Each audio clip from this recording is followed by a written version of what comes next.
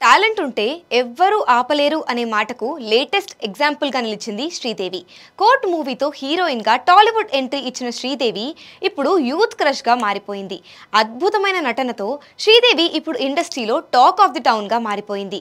మరి జాబిలీ క్యారెక్టర్తో జనాలమతి పోగొట్టిన ఈ తెలుగు అమ్మాయి ఏ జిల్లాకు చెందిన అమ్మాయో, ఇప్పుడు ఏం చదువుతుందో చూసేయండి. కాకినాడ శ్రీదేవి. కోర్టు సినిమా చూసిన వారికి ఈ బ్యూటీని కొత్తగా పరిచయం చేయాల్సిన అవసరం లేదు. ఈ సినిమాకి సంబంధించిన ఇంటర్వ్యూలలో, ఈవెంట్స్లో ఈ అమ్మాయిని చూశారు గానీ పెద్దగా పట్టించుకోలేదు. గ్లామరస్గా కనిపించలేదు కానీ ఏదో ప్రత్యేకమైన ఆకర్షణ మాత్రం ఉందని అనుకున్నారు. ఈ సినిమాకి వెళ్లిన వాళ్ళు ఈ అమ్మాయికి అభిమానులు కాకుండా బయటకు రాలేకపోయారు. అందుకు కారణం ఆ అమ్మాయి సహజమైన నటన అని చెప్పాలి. శ్రీదేవి ఇంతకుముందు 1-2 సినిమాలలో చిన్న చిన్న వేషాలు వేసిందట. ఈ విషయాన్ని ఇంటర్వ్యూలలో తానే చెప్పింది. కాకపోతే ఆ సినిమాను ఇప్పుడు చూస్తేనే తప్ప మనం గుర్తుపట్టలేం.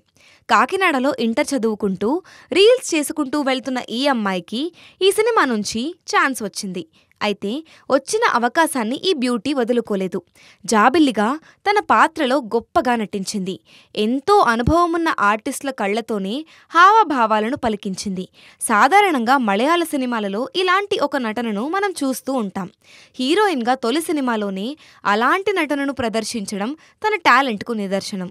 కథ, స్క్రీన్ ప్లే, సంగీతం పరంగా కోర్టు మెప్పించిందనడంలో ఎలాంటి సందేహం లేదు.